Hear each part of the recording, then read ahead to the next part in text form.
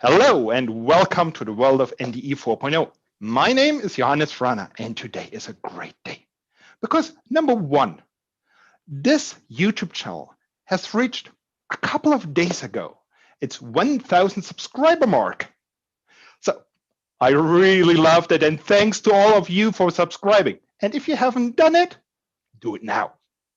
And number two, today in this interactive webinar, I have three great guests, Aru, Thomas, and Ripi. And I will ask them to introduce themselves in about a minute. And we will be discussing data perception versus reality. So we will really be discussing our opinions, and we will have different opinions. And I kind of selected the three persons here to have different opinions because that makes the discussion interesting. Now, one thing before we get started, I love it that we have now about 51 participants currently live. And if I look onto LinkedIn and how many have registered, I think it will be getting even more. However, that means, now I also love a busy chat, so ask all the questions you have. But unfortunately, it could be that we cannot read all of your questions while doing that video. And therefore, I have asked Daniel Kanzler to actually help us. And he will be looking through all of your comments, through all of your chat. And if there is something he finds really important, then he will post that to me. And I will ask that question to the group. And if we don't get to that question, all the chat will also be recorded. So if there is something interesting in the chat, there might be a future video about your comments. But now let's get started. And let's get started with Aru. Aru, the stage is yours. Hey, I'm Anbarasu. I'm the Chief Technology and Strategy Officer with Waygate Technologies. We're market-leading providers of inspection technology, and I'm extremely passionate about NDE 4.0, and therefore here with Johannes and Thomas and Ripi. Thomas. Thank you. My name is Thomas Wenzel. I've been with the DGZfP, the German Society for Non-Destructive Testing, since May 1st as a member of the executive board. And on the beginning of next year, I will take over the role and duties of the as the executive member of the board for Matthias Puschke, who will then retire.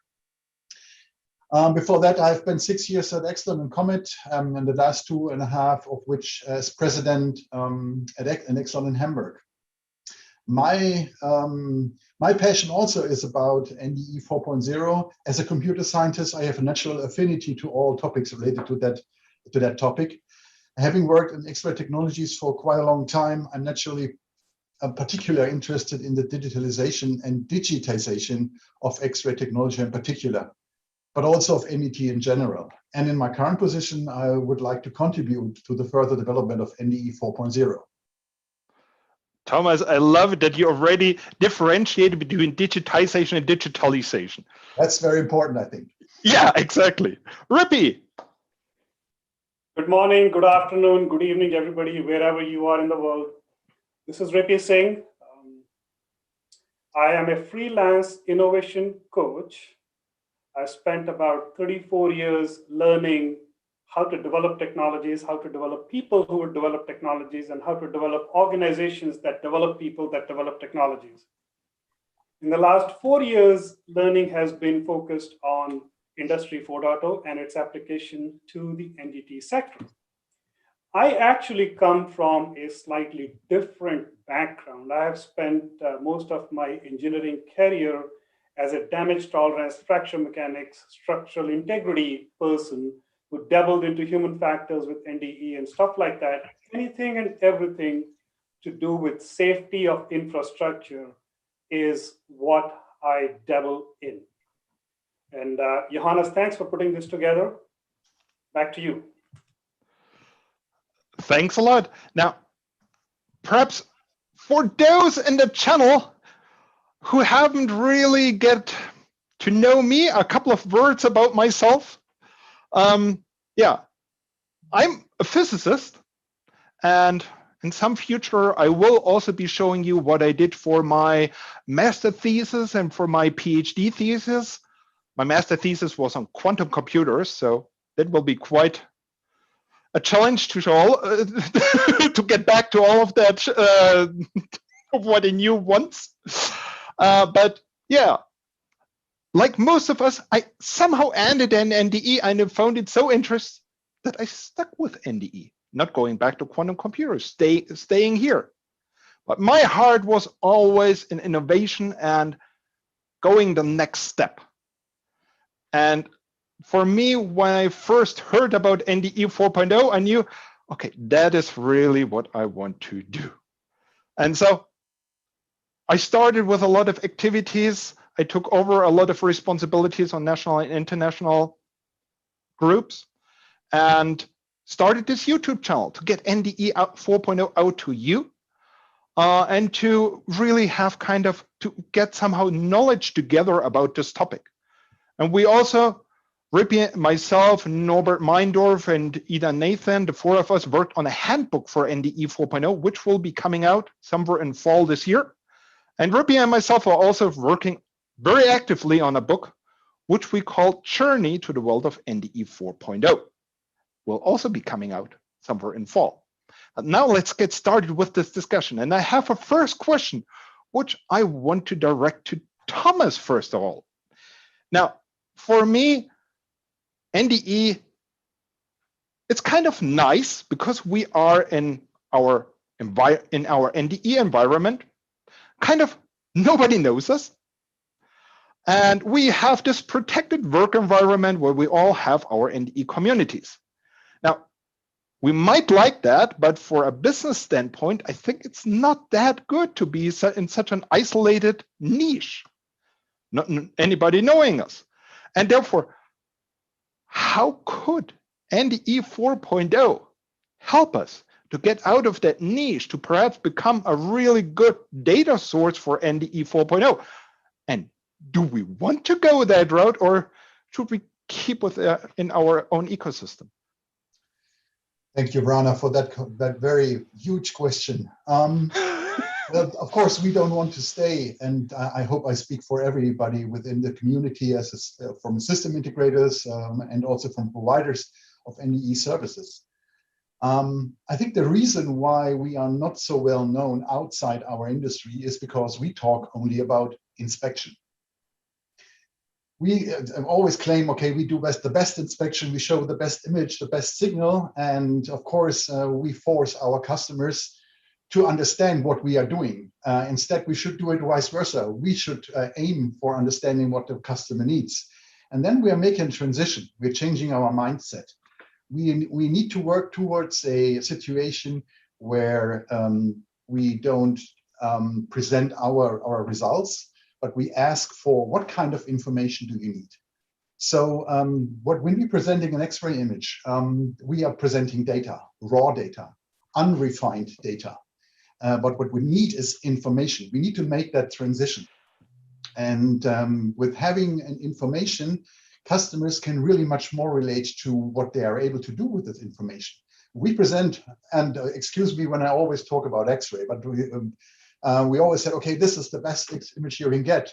But imagine you go to a company who is very good at casting, and they know how to build a good casting machine. They know how to make good casting, a good alloy. And now we are presenting an X-ray image. What the hell should they do with it? Because we are presenting unrefined data. But what we need is to give them the right information or ask for the information. What do you need? Well, I need to know what kind of defects I have in the image. I need to know what kind of defects, where are they, whatever it is. So we make a transition from data to information. And with that perception, we can get much further. I would like to see us not as a community which produces inspection techniques or inspection machines, but we are an information provider. Forget about what we're doing, whether it's X-ray, ultrasound. We are the best information provider you can get. We are a sensor. The perception of the whole industry should be, we are the best sensors you can get. The information depth we can create with our sensor, whether it's thermographic imaging, ultrasonics, eddy current, whatever it is, the information depth of these sensors are unrivaled. And that's the best you can get. And by doing that, we should be able to get even in those industries which have no idea what inspection is, what X-ray can do. But when we tell them what kind of information we have, how we can improve their processes and products, then we will be at the point where we need to be, that more of the industry out there will know what we can do. Thomas, I'm totally with you. And to add on to this, I think currently mostly the customer for NDE is quality assurance. And what quality assurance runs from us is a go or no-go decision. Exactly. But if I now talk to somebody from engineering, let's say from design engineering, and they could be interested in NDE data. But what we do, we have proprietary data formats, making sure that this poor engineer can only do a statistics on how many parts were good and how many were bad. But he wants to have a look into the data. He wants to do a statistical analysis on that data. Perhaps on our reports, perhaps on the raw data. Depends on the needs he has. But we are making it difficult for him, or even we are hindering him into a way that he will not even start with it. But I guess that's also where Waygate is helping their customers. I would, I agree with what Thomas and Jonas, you say, right? I think we have to lift ourselves up from just talking about inspections and defects to understanding that data that is coming out of inspection equipments are powerful data. Imagine, people talk about digital twin. This is even better than that of an asset. You can see when you talk about X-ray that Thomas is saying, you can look inside of what it is. And what do we do with this powerful data? Just say if a part is good or bad? No, I think that if we can implement this data into techniques, digital techniques like AI and so on, you can produce so much more. Imagine all the data that you can put into your AI engine, that is inspection data, which is not just big data, but also great data and powerful data. How can you accelerate not only finding defects, but actually giving actionable insights? And I would even go one step further to say, we can actually feed this back as a virtual feedback loop to the design or to a process to make it much better. And inspection data has that power. And unfortunately, to your point, we only talk to a limited group of customer stakeholders. We don't elevate the conversation to others. And as you rightly said at Waygate, one of the things we're trying to push is actually elevate that conversation to a customer stakeholder that might not be directly interested in defects, which is yes or no, but they're actually interested in the value that the inspection data can bring to them. And I think when we parallel ourselves to the healthcare industry, because we do quite a lot of things like healthcare does, just for things that don't breathe, right? And they have already figured this out, right? So they have figured out how to use data and the data coming from the X-rays and the ultrasounds to actually provide valuable insights and actionable insights to doctors, radiologists, so on and so forth. I actually think we're a little bit behind. We should behind the healthcare industry. I really think we should. It's not a debate whether we should do it or not. I think it's a debate how to do it and how to get there. I think that's a very good point. And in the very first video I did on this channel, I talked about that NDE 4.0 is a world of collaboration. And the first person I started this collaboration with was Ripi. And actually it was during the ASNT show. I think it was back in Vegas, or was it in Houston? I don't remember anymore. Houston. And the two of us, or ASNT put the two of us together because the two of us both actually suggested to ASNT to organize an NDE 4.0 session. And that was in a time when nobody knew NDE 4.0, and they put the two of us together. And then at Houston, we met for a beer. And that's where we started with a lot of discussions, some of them kind of like fights, but very fruitful.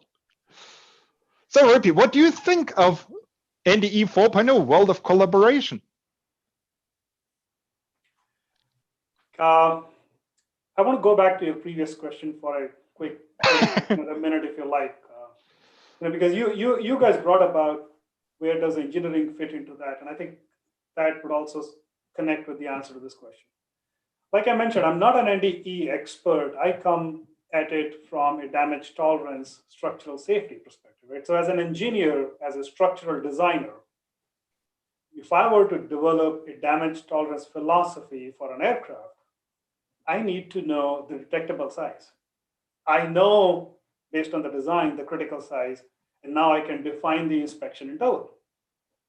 And when I picked that data up, and I used to get what is called the 90-95 crack size, and I would use it. And then people who were actually deep into the NDE, they started telling me concepts around capability, reliability, how NDE equipment will define capability the smallest they can find. What damage tolerance really needs is a reliability, which is the largest you can miss. And there's a difference between these two. And I said, what's the difference? And they showed me the POD curve. And then I said, okay, so I now need to do probabilistic analysis, and which I should have thought of even before this. So I started getting into the domain of probabilistic damage tolerance, probabilistic finite element. And I realized that I can have two very different POD curves that cross through the same 90-95 crack size will give me a very different risk profile. To me, it stuck that 90-95 alone is not enough. So one data point is not enough. I need the entire curve. And then came this challenge that curve is generated by fitting log logistics between a whole bunch of yes and no's, right? And suddenly this realization that it's actually not about inspection data. We should not be thinking of safety with inspection data. We should be thinking of safety being aware of the state of material, being aware of the state of structure. So that suddenly expands what you need, and that broadens the topic of the data you need. Then when you go into probabilistic design or using probabilistic approaches to assuring safety and managing risk, you start asking questions around, so what's the initial flaw size, which was not detected during the quality checks at the manufacturer? So you start looking at the entire probabilistic crack growth curve right from the time the component is manufactured. And you calibrate that growth that you had simulated through a series of inspections that you're doing on one asset and bringing in the data from all the other assets. So, you know, if any airline, say Delta, and they're operating 70 of these 737 aircraft, and then I can look at the joint for each of those aircraft, and Delta as an operator knows where those are going, and Boeing as a designer is able to correlate all of that to really provide a risk assessment. So how do you do that? So you need to collaborate between the OEM, the Boeings, the operators, Deltas, the inspection service providers, the entity equipment creators. You really cannot get a handle onto quantification of risk, assuring of safety, without being fully, I would call it, aware of the asset you are operating. And that total awareness, the total history of where it has come from, needs a collaboration. You just can't do it in isolation. All you can do in isolation is, yeah, there is no crack over here, or I think there is something over here, do it. But that only gives you a certain regulated, regimented thing. Okay, you don't find anything, you're good for 400 hours or 4,000 hours. Is that enough? In today's competitive environment, no. Was it enough 20 years ago, 40 years ago? No, it wasn't enough at that time either. But that time we didn't have the technology to be able to collaborate, capture the data and use it. Today we have that technology. So we need to go away from the regulations that were written 20, 30 years ago and leverage what is possible today. Come together, regulate the data, figure out a way to use the data to actually get to the purpose, safety. And Ripi, that's a good point that you bring, because I think embedding ourselves into the entire ecosystem, starting with raw material until, services, gives you that amount of data. And all through this time, there are some type of inspection that goes on, and inevitably you get some information. And imagine doing this over and over again, how you can improve the whole thing at every point in time. And every cycle that you go through, it's going to get better every time, right? And connecting the dots and being part of the customer's ecosystem, we are already part of the customer ecosystem. I think we just need to realize that and utilize that to provide actionable insights with that perspective. And in terms of collaboration, I also wanted to reach out. Once upon a time, Thomas and I, because I led the X-ray business with Waygate before, and Thomas was the YXLON leader, we were professional rivals. But in the thought of NDE 4.0, I think we became good partners and tried to collaborate and think through how we forward the industry in this direction. And Thomas, maybe something you can share as well, what your thoughts were at that time. I know you're a big proponent of that. Yes, thank you, Aru. Yes, I also would like to mention this collaboration. It started somewhere, I think, 2 years ago. And the idea was, okay, also taking into account what Johannes asked us is bring us together, because we also want to bring data together. What you could just mention is when we bring our data in, our data is not enough. What we need is context from other data sources. Otherwise, the context or the kind of information you can derive will not be as good. So what we need is a lot of context. In order to do that, we need data formats to be exchangeable, and in order to make it happen. So the idea of our collaboration was, okay, let's start to talk about where is the commonality, which is data formats, and also show what we can do with our data. We can compete on the data content, the quality of the data which is contained by that format, but with on the level of the formats and what we want to exchange and what we want to give to the customer, we can collaborate in order to make us more visible. This was the whole idea, and it started good, but we all know what then happened, and I think it's time now also to continue what we have started. I would like to look forward to that one. Absolutely.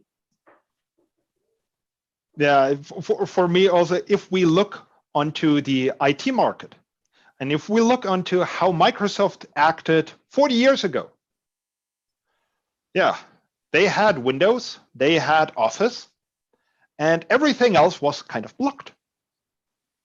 They didn't get into any collaboration. They didn't want any other company to get onto their platform. Yeah, they allowed some software to be installed in your computer, luckily, but not the Office suite, because that was their cash cow. And for them, it was really important to keep that market closed and to let nobody in. Now, over time, that cash cow isn't that good anymore.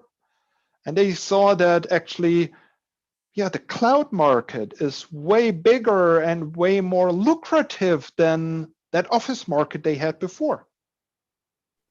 But for a cloud solution to become successful, you have to lower your gates. You have to lower your proprietary interfaces. You have to start working together. And if I now look into all of the cloud solutions, all of the big players have opened up. They're all implementing open interfaces. They all allow different modules to be installed on their solutions. Yes, for sure. They all also have the core competency in the cloud, which differentiates all of them. But they focus on their main business, and they don't focus on making proprietary interfaces. And I think that's exactly the way the NDE market needs to follow. And I think that was back in 2018 when Ripi gave his first presentation. Ripi talked about, yeah, that NDE companies should be acting now. And Ripi, you have that wonderful last slide of yours, which this is not the end of this discussion. I'm just bringing it up because I think it really fits to this point of our discussion right now. Could you bring it up? Just not the slide, but your thoughts? I don't know. I'll have to find the slide, but I can share the context. The context is, if you want to lead this wave, you need a chief innovation officer. If you want to follow the trends, you need a chief risk officer. So you can decide when it is just the right time for you to adopt and not too late. And if you just want to wait and watch, you need a chief prayer officer.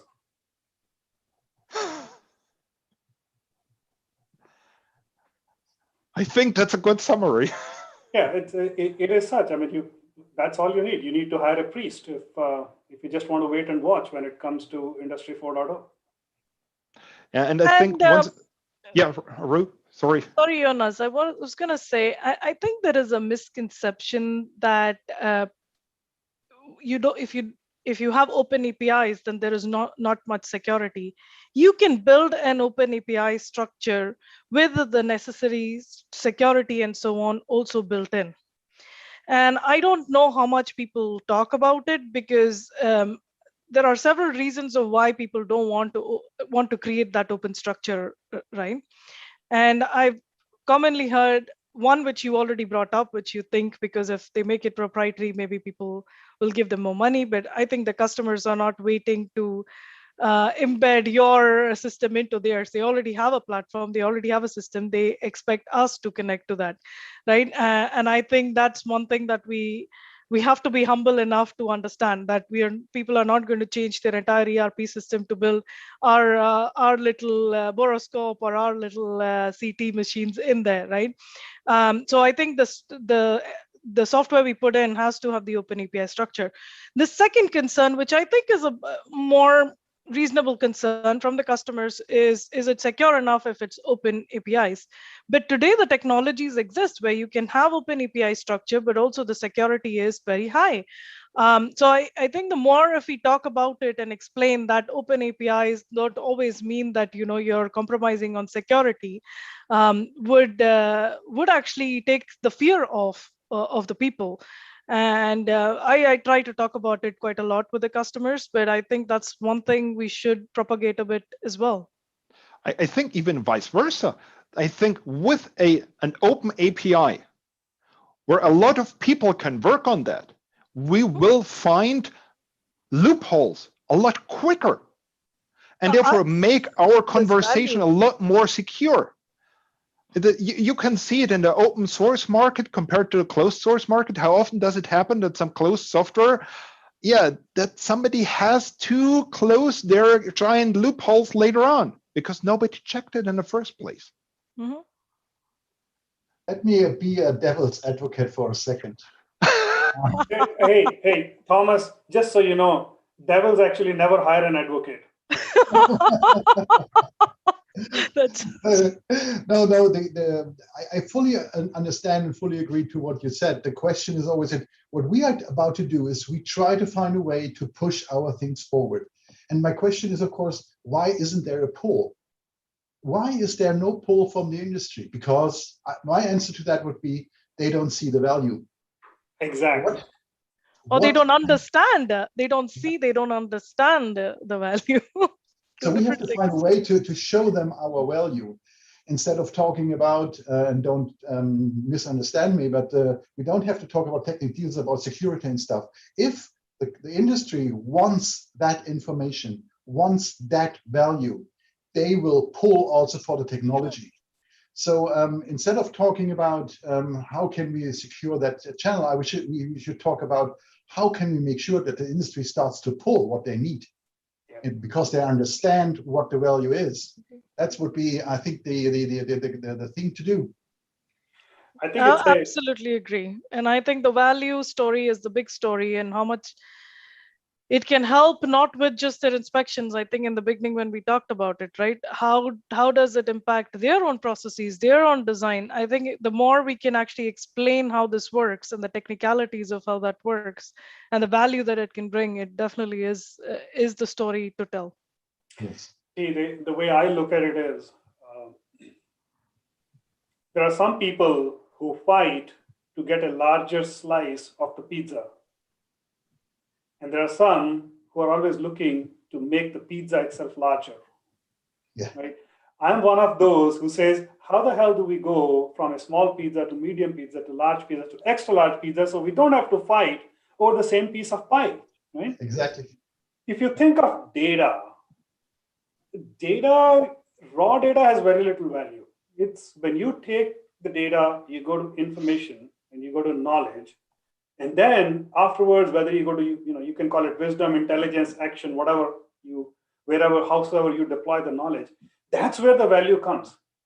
And that's where the real pie of the pizza is to fight for. The challenge is we don't see it that way, and we fight over data, and we want to protect our own data. If you think about it, if you can share the data, you can make your knowledge pie so much larger that everybody can win. Right? So, which is the area that we need to, and security, what? Raw data security. I mean, the real beauty is in being able to extract that knowledge out of the data. And can you secure that? Obviously, yes, you can secure it. Much better than data alone.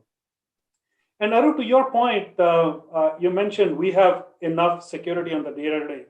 My philosophy is slightly different. My theory over there is that there is always a competition between the good guy and the bad guy. You can build the security to some level, somebody will hack it. Then the security will go to the next level, then somebody will hack it.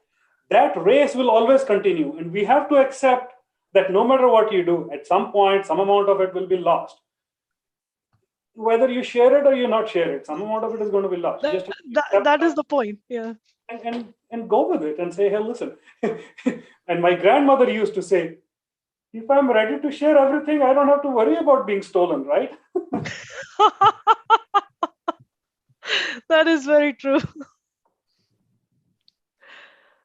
Ripi, I had an interesting conversation about value of data I wanted to organize a bigger public funded project together with some partners. And one of the partners I approached, which is a big German service provider. And that project was supposed to be on data ownership, on data sovereignty. So how to make sure that the one who is producing the data can also make sure that only the person can see the data he wants to see the data. And then they were like in the beginning, oh, but that's a cloud solution. Our customers don't want a cloud solution. And I told them, yeah, but that's exactly the point. We build a cloud solution, but in the cloud, we have a user contract, an electronic user contract, so that only the person can see the data who is supposed to see the data. And then they were like, oh, but that means that all the data we collect during our inspection at the customer sites, that we can't use them in the future anymore without asking the customer. They were using all the data from the customer inspections for their own statistical analysis. And now they're afraid of losing all of that data. That shows the value. It has value to that service provider. And I was so shocked when I heard that. Yeah. But now, okay, we have now a pretty busy chat going on, and perhaps in between, one or two questions from the audience. Now, there is one about who do you think will be the main beneficiary of NDE 4.0? And who will be the main driving force? And I think those two groups are quite different. I actually think the beneficiary will be everyone who does an inspection, who has a process or a design, or anyone who uses that. And I think the driving force also can be them. I would like to say yes, it'll be the inspection providers, but I actually think the driving force has to be both the customers and ourselves. And to Thomas's point earlier, the sooner the folks who are benefiting can see the value, understand the value, the faster we can get through it. I think the driving force and the beneficiary is very much similar. And just intellectually, I think for the inspection community as well, it's a great benefit.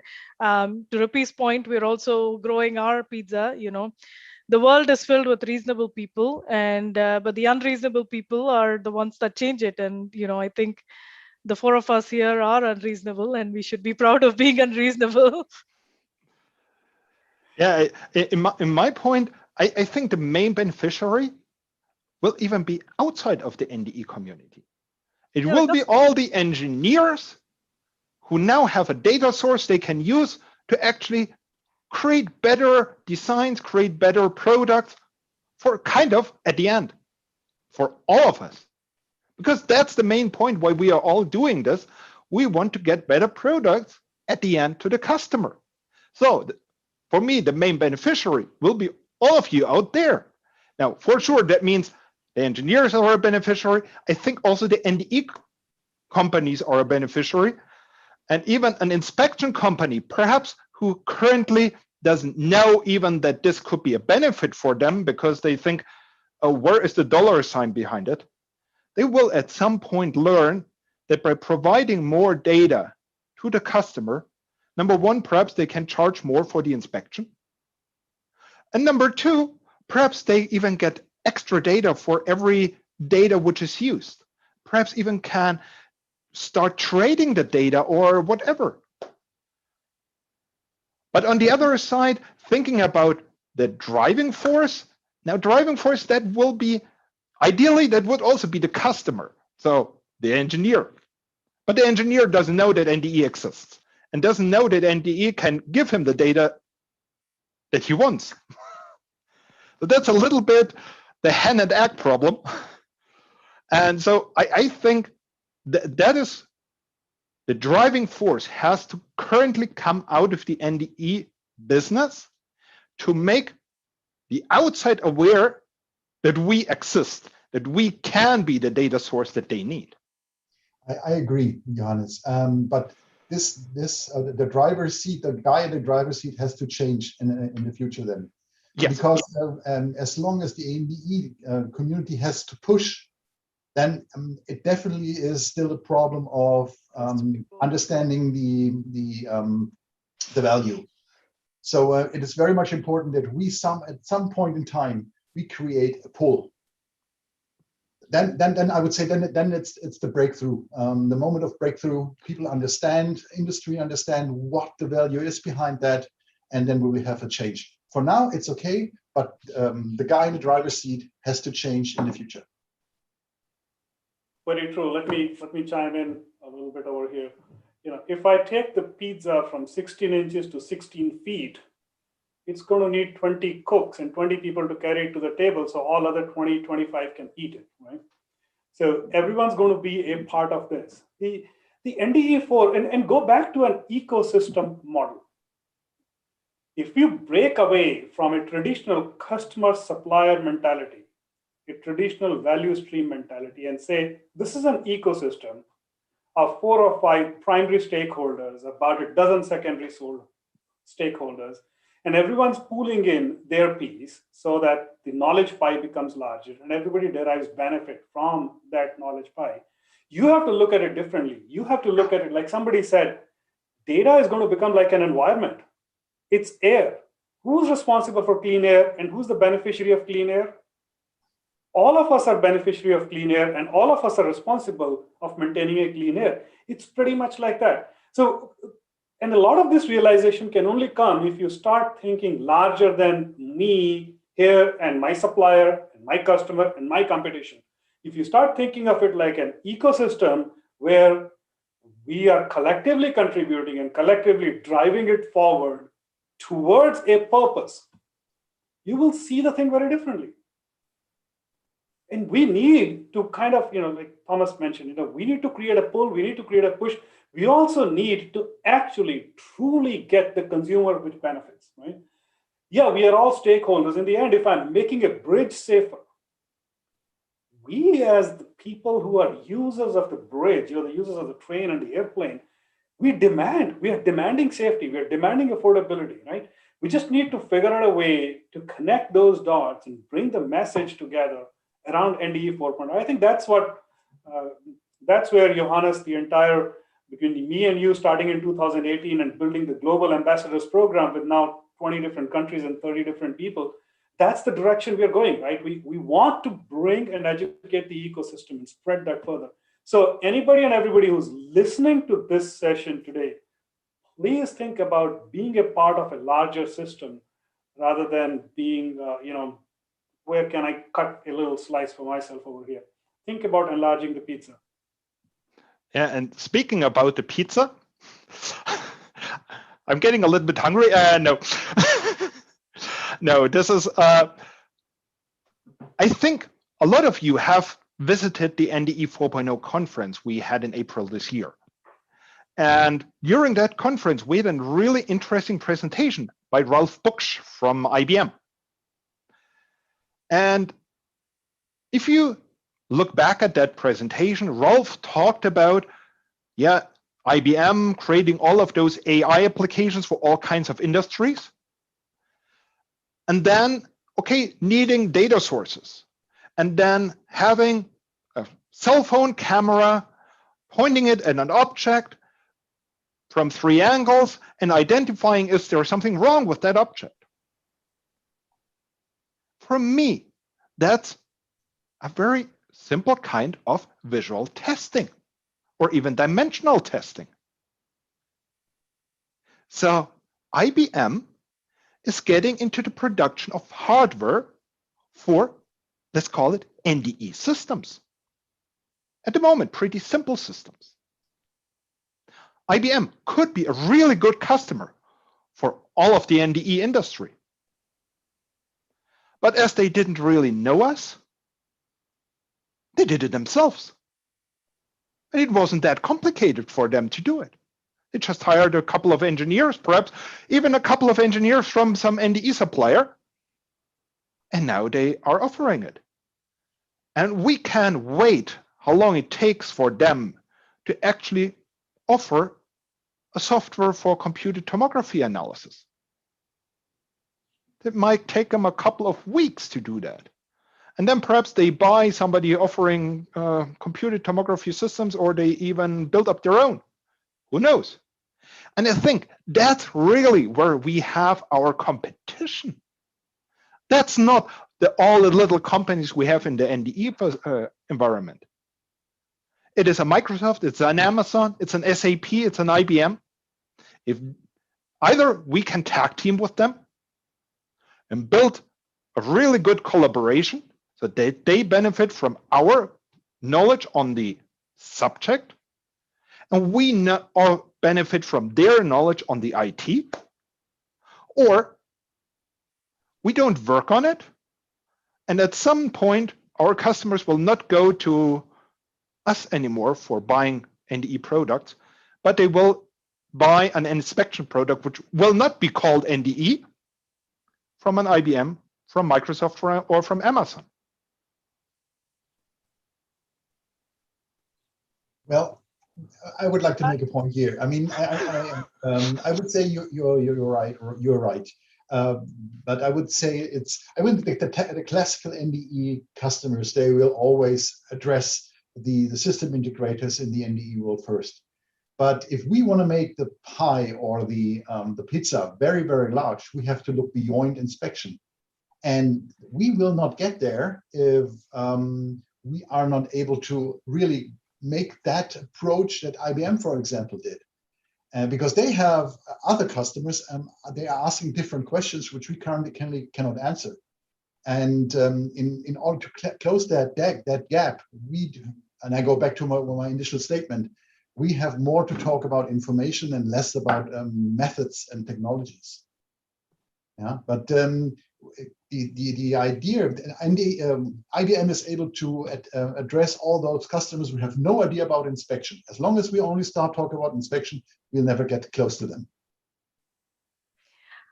Thomas and Jonas, I do agree. Specifically on the topic of NDE 4.0, I definitely agree that there is a path there with them, right? However, I just put a word of caution that don't underestimate the devices as well, especially around, I understand the visual side, but definitely on the X-ray and the ultrasound. There is a lot of expertise and thought process that goes into it, and the sciences and the physics. Even when you look at two companies that builds an X-ray system from physics based and the other one that comes from the metrology based, they're very different. So I think there should also be an emphasis on good data, not just big data. And I think that devices that provide good data has the opportunity to provide much better insight and analytics. And I think as we look through this, how do we combine the expertise on both will also be important. So I just, the word of caution was not to disregard the value of devices too, because they still do exist. And as any other, I think there are computers that certain people make that are better than computers other people make to host some of these software. So not to disregard, there is always, people say, I like I don't want to name names, but I would prefer an Apple MacBook versus something else, right? There is a reason, and it's not just the software. Software is a part of it, but there's also other things that go behind it. And but to your point, yes, maybe if it's not that visible, if the IBM person says, it's not so visible that they had to go build their own, then I think the feedback to us as a community is that we need to make it more visible. And how do we make it more visible? And I think you're doing a good thing by starting this. And I think we need to do more, and we need more influencers talking about it, that this exists. Johannes, it's just an epiphany based on your speculation here. Year 2026, all four of us here have one customer called Amazon. Somebody is generating data, selling it to Amazon. Somebody wants to use the data, buys it from Amazon. They got a little bank. They know how to process it. They know how to convert it into knowledge. I mean, basically, they are the pie makers, and it could get there. Is it the right thing to do? Is it the right way? I don't know. But those guys are very aggressive. They will figure out someday to do it because they do work. They do think like ecosystem. Amazon thinks like ecosystem. They have, and they can get into our wheelhouse and take control of it. Is it good or bad? I don't know. I can't say as of now. It might be good because they may figure out a way to drive this whole thing for the right purpose, and along the way they'll make more money as well. But I doubt it because tech companies are still uni-focused. At least Amazon has their sights very clear where they want to go. I think you say that, but actually I did see recently Amazon talking about something similar to inspection software. They are starting to look at small sensors and start from there. So it's not very far away, Ripi, what you say. They have sensors all over. They are inspecting. They may not be inspecting the kind of stuff we are doing it in terms of our quality and safety. Their sensors are right now on supply chain, manufacturing, production, and a whole bunch of things. They might use sensors to see whether the package is delivered with the product intact or not. And they might actually do that, and then they will use it. But it is reusable. It's scalable. Yeah, it's reusable. So think about it. And maybe, Aru, there is a business model here for you to take Amazon head on and set it up before they do it. Which is exactly what we try to do, Ripi. As we say, there is a small window. There is a small window of opportunity. I don't think people are not going to do this, and I'm very humble and aware of that, right? So I think there is a very small window of opportunity. If we don't do it, somebody else will do it, and that's what I have constantly told my teams and everyone, that we can choose. To your point, Jonas, we can choose to sit and watch, or take advantage of the window of opportunity and move forward. Yeah. And it'll happen anyhow, whether we do it or not. It's going to happen. Yeah, it's I mean, you could build anything equivalent of LinkedIn, which is instead of connecting people, is actually connecting defects. Connecting defects. Yeah. Mr. Crack wants to connect with Mrs. Corrosion over there. I think using the big IT players will at some point become kind of like the stock exchanges for data. the data exchange markets. Us first providing the crude oil, hopefully then making good oil out of it, meaning good information, selling it to them. But I think what is really important during all that process is really making sure that we guarantee data ownership, that we guarantee that the person who creates the data really gets a benefit from the data financially. And I don't like it, what we currently have in our private lives, that I give all my private data to Facebook. Facebook monetizes all of my data or all of our data for better advertisement, for better whatever. And we get a couple of free social interacting services. That's all what we get. And a lot of very tailored advertisement to our needs. That's something I don't like. And especially as a business, I wouldn't like that. As a business, I would really like to get a benefit from the data I have. I can sell it, but then I want to get money from that, depending on how they sell it. Ripi, you didn't agree with that. I think data should be owned by whoever owns the asset. The data comes from the asset. It should belong to whoever owns the asset. That's where it should be. And they should figure out how they want to exchange it, how they want to monetize it, what they want to do. It's just like, my health data belongs to me. Right? I choose to put stuff on Facebook. And they gave me a warning that it will be used against you, right? Miranda rights kind of a thing. Anything you say can and will be used against you. They're doing it. Everybody's doing it. We chose to do it. And that's why maybe, what is Facebook? I don't even know what is Facebook, but I've heard a lot about it. But I do know LinkedIn, and I know they use my data, but I put it out there voluntarily because I'm getting some value out of it. They may be getting a lot more, but I'm getting some, so I'm putting it. Otherwise, I don't put it. So I think data belongs to the asset. Whoever owns the asset should own the data to that asset, and they should choose how to exchange, how to monetize, how to whatever they want to do. Yeah, but it's about the same concept. Even that you're speaking about the asset owner owning the data. Also, the asset owner has to make sure that actually the ownership doesn't go over to Amazon, and Amazon can do whatever they want with it. It's at least without any money. Yeah, and if you're not careful, they'll probably do it. Yeah, exactly. And that's my main point. We have to watch for data ownership, because if we think about the legal situation, and correct me if I'm wrong, but to my knowledge, in all of the countries around the world, we have some data protection for personal data, depending on the country.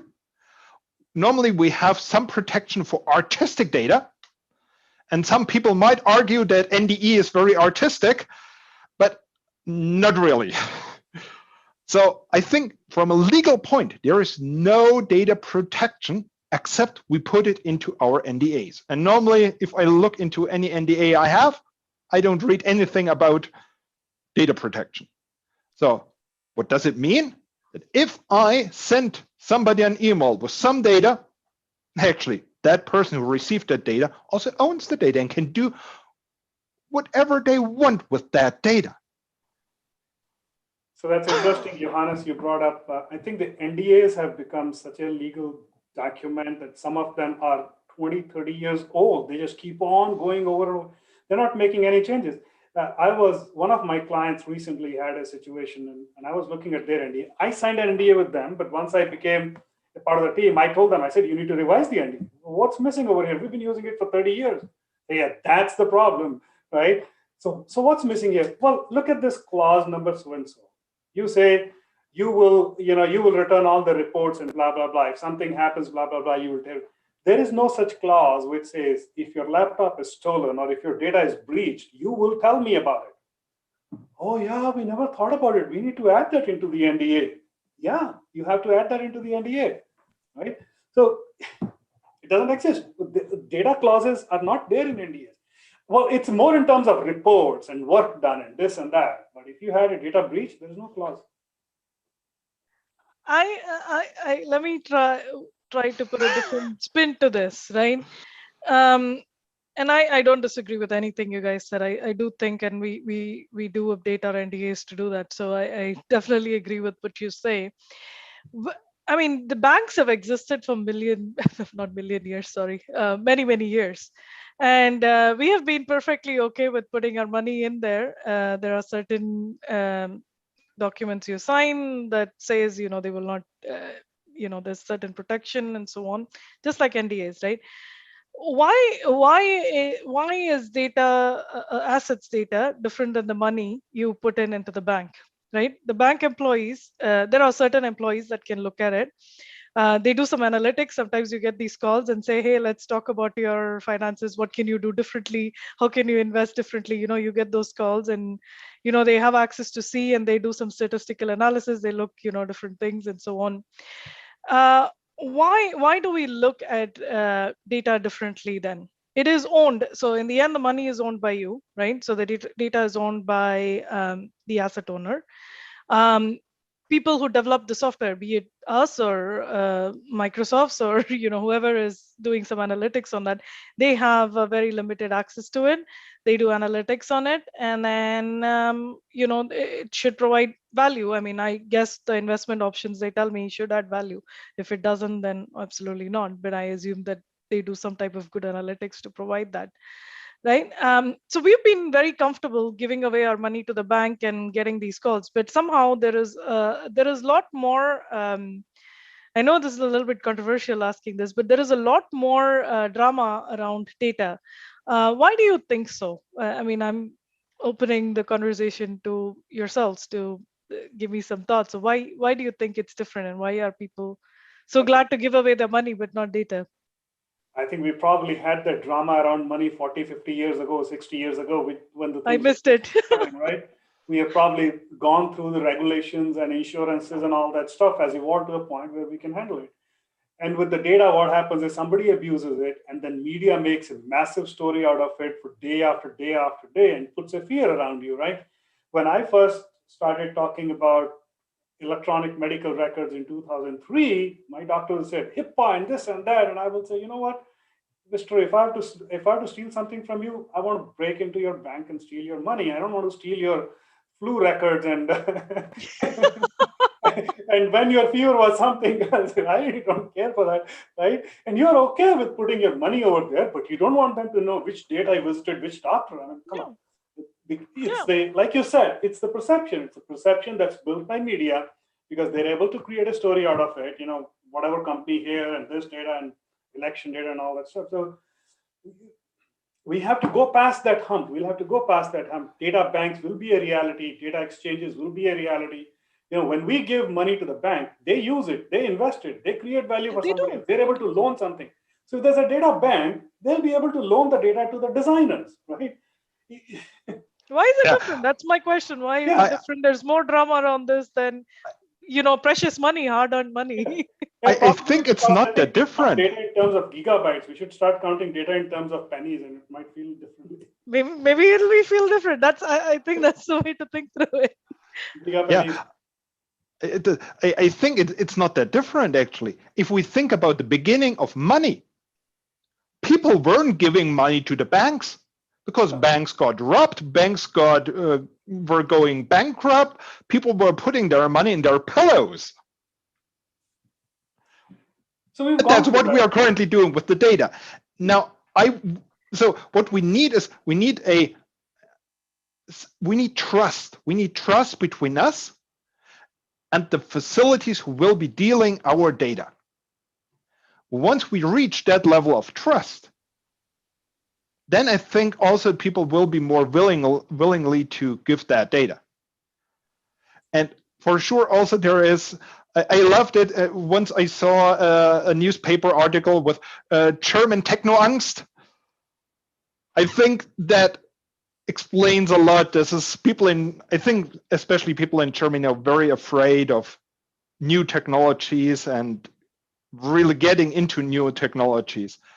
And it will take some time. And NDE as a whole, it's very slow and very conservative anyway. So, yeah. You're right. We need a code of ethics. We need a code of ethics around data. Yeah. And then you demonstrate that you're following a certain code of ethics, and then you slowly build the trust. I mean, it's going to, trust is not something that is spoken. Trust is something that has to be demonstrated. Now, I see one more question. I see a lot of questions, but one more Daniel highlighted for me. Do you see differences between NDE in manufacturing and NDE for in-service inspection in terms of understanding and acceptance of automation and NDE 4.0 ideas?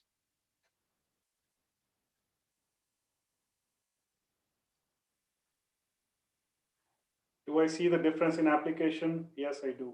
Do I see the difference in philosophy of that? No. Do I see the difference how you will train people to do something? No. Do I see the difference in how the data will be used and how it will be interpreted? Yes. So there are differences, but at the fundamental basic level, no. And if you go back to the whole concept of NDE 4.0, they both have to be a part of safety assurance. And they both will provide different value to achieve the same purpose. I echo Ripi's comments on the ecosystem, right? So I think manufacturing is one. I mean, you start with raw material and end with service, right? So there's design, manufacturing, everything in between, and I think the whole ecosystem is a process, and the people and stakeholders that you'll talk to will need to have a view on all of these, right? When you talk about NDE 4.0, when you talk to parts and pieces, sometimes things are lost. So my biggest learning as I've been doing this is the stakeholders are at a different level, who actually have the visibility of everything, the ecosystem of themselves, so they can actually see the value that it has overall. What you learn in services can have value in manufacturing. What you see in manufacturing can have value in design. So there's always something that you can gain from both. So I mean, either there is adoption or there's not adoption. I think bits and pieces would be different. I also think that perhaps it's easier for NDE in manufacturing because NDE in manufacturing is a lot of automated NDE anyways. So we have a high degree of digitization, but not of digitalization and not of digital transformation.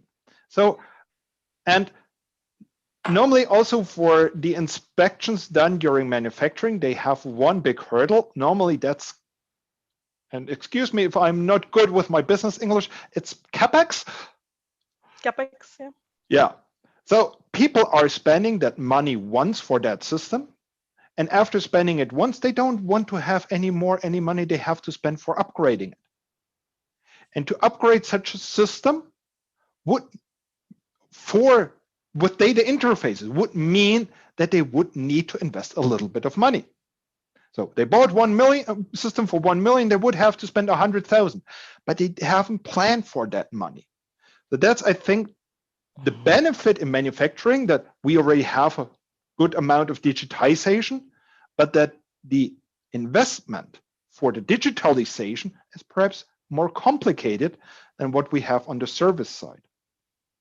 On the service side, mostly it's a lot of manual inspections, but on the other side, people are making money by doing inspections. So they really have a benefit of digitalization, making their jobs easier, putting it all automatically in databases and database systems. So it could be that at the end, actually, all the inspections at the service side are quicker on adopting NDE 4.0, at least the first steps to NDE 4.0, than all the big systems where companies just invest only about every 30 years for that system. Hey, Johannes, can I ask a question? Sure. Should data have an expiry date?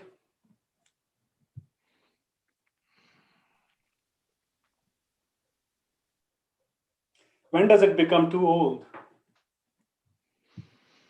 It doesn't fit anymore to the context.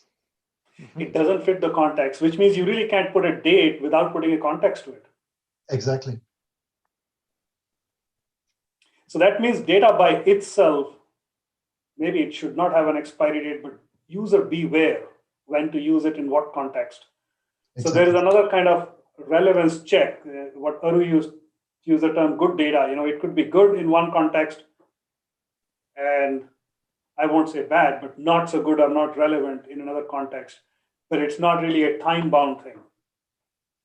It's definitely not time-bound for sure. There is a very good question. Does it have an expiry date? And I am going to think about it. It has intrigued me very much. Does it expire when the asset expires or the type of fleet expires, right? Not necessarily, because I could still use it for something else. You're right. I could still, I'm thinking aloud. So maybe it has more like an expiry criteria or expiry context, or I think Thomas used the correct word. I think context. So maybe it needs to be defined in terms of context, or it needs to carry along with it enough metadata so that when you import that into some context, at that point, you must decide whether it still fits or not. Yeah, I think that's one part of the key information which we need in the metadata, which goes along with all the data. And for me, that is one of the things we need in the metadata. The other key aspect, and we already kind of talked about it before, is reliability information. In my eyes, every piece of data we are using should have in its metadata package information about its reliability. And not only NDE data, also metrology data, also data from sensors, also data from financial information, because also financial information mustn't be really exact. There's always a certain probabilistic thing to it. And they all need to bring that with them so that at the end, when we use them, we can really calculate how accurate is that answer. Because if I train an AI will give me an answer. But how accurate is that information? Is it telling me, yeah, Germany will win the next soccer game with a 30%? I guess you see my point. Absolutely. I'm fully with you, Johannes. I had a learning several years ago from my former colleagues from ORS and in Canada, when we talked about an AI application. They said, you need to create a lot of context and a lot of metadata around it. If you're talking about an inspection machine, we need to know what kind of breakfast the user of that system had in the morning, sunny side up, or was it just a roll in the morning? So this is all important data, and so data alone, let's say an X-ray image or an A signal from an ultrasonic sensor is not enough. You have to put a lot of context around it, otherwise it's worthless. Which means the value of data is context dependent. Which means if I can figure out something where I have a data, and to me its value is this much, and to Aru the value is that much, I want to actually exchange that with something else that Aru may have, which has a higher value for me. Will that make the whole job of data banks a little bit more challenging as to how you actually even...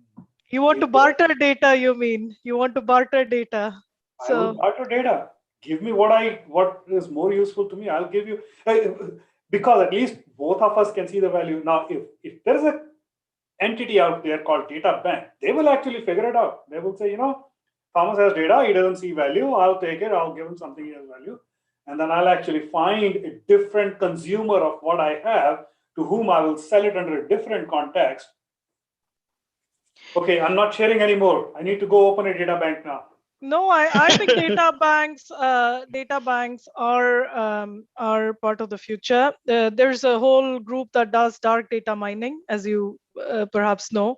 And I think they don't call it a data bank, but they mine the data, and that's really a full-time job. And they, people get paid for doing that type of dark data mining. And so, yes, the new types of jobs are opening up.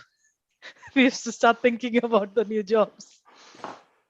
Okay, I got to go build my resume for the data bank. Yeah, I think we are also coming quite to an end. We had now 1 hour of an interesting discussion. I think at some point in the future, we will have to continue this. And I'm seeing here a huge list of comments, and I will try to answer all of them. Let's see how long this will take. So let's take a copy of all of that to make sure that YouTube doesn't delete it. Okay, here we go. It's valuable So, data. Precious data for Johannes. Yeah, exactly. And perhaps to all of us. So, thanks to all of you for watching.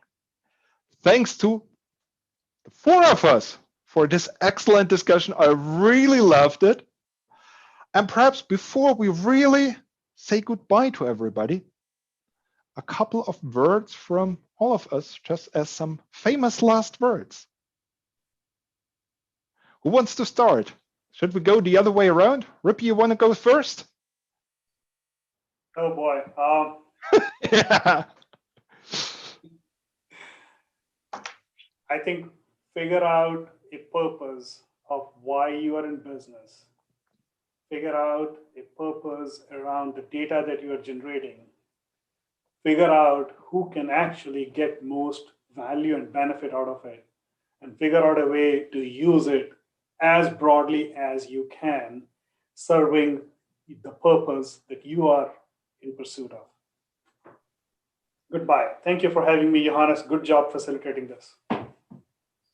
Thomas.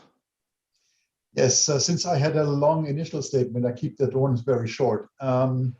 Let's work on showing the value to everybody of the data we can create, and how can we create information out of it, a useful information for everybody out there in the industry. And let's do it together. Thank you, Johannes, for facilitating this. Thank you for being part of that one. Aru. Firstly, thank you, Johannes, and thank you everyone for actually spending the time listening to this conversation as well.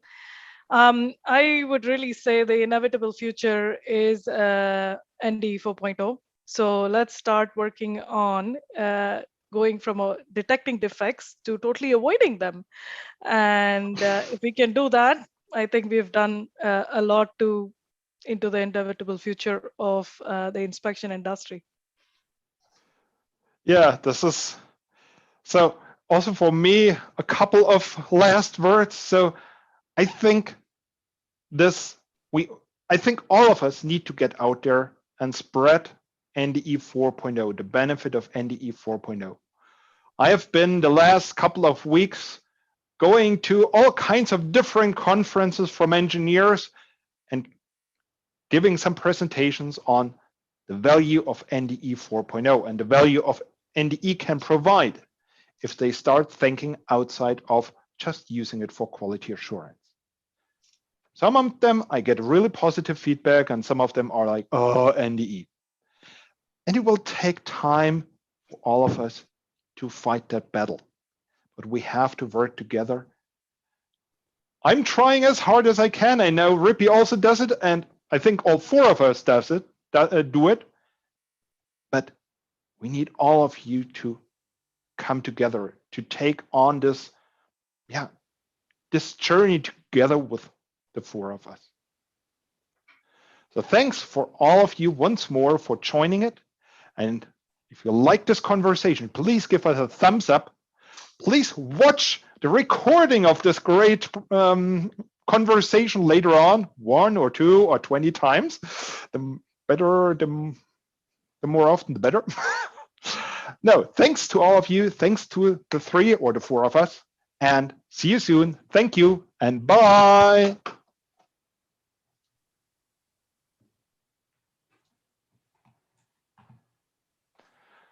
Okay.